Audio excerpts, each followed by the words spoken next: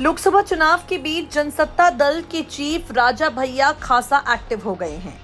आपको बता दें, पूरे लोकसभा चुनाव के दरमियान राजा भैया शांत रहे और उनकी शांति सवालों को जन्म देती रही। अब यहाँ पर जिस तरह के हालात हैं, राजा भैया को लेकर अनुप्रिया पटेल ने बड़ा बयान दिया है। राजा पटेल की तुलना अनुप्रिया पटेल ने गुंडा से कर दी है, जिसे लेकर राजा भैया के समर्थक काफी ज्यादा आहत हुए हैं। अब खुद राजा भैया ने कुंडा का गुंडा कहे जाने पर नाराजगी जताई है। कुंडा विधायक ने कहा, मैं इससे सहमत नहीं हूं कि कोई मुझे कुंडा का गुंडा या इस तरह कहे। एक बड़े नेता ने मेरे लिए ऐसा कहा था, लेकिन बाद में उन्होंने खेद भी जताया। कल्याण सिंह ने एक बार विधानसभा चुनाव में रैली के दौरान कहा था, गुंडा विहीन कुंडा करो।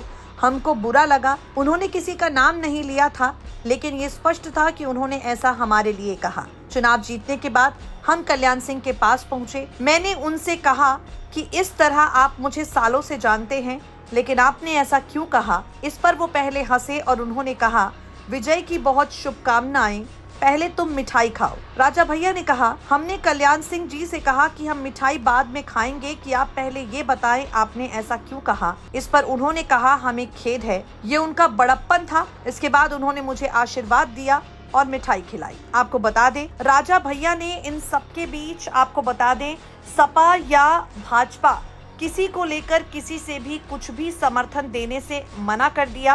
राजा भैया ने यहाँ पर कुंडा या भाजपा सपा किसी से भी समर्थन देने या लेने की खबरों को सिरे से नकार दिया।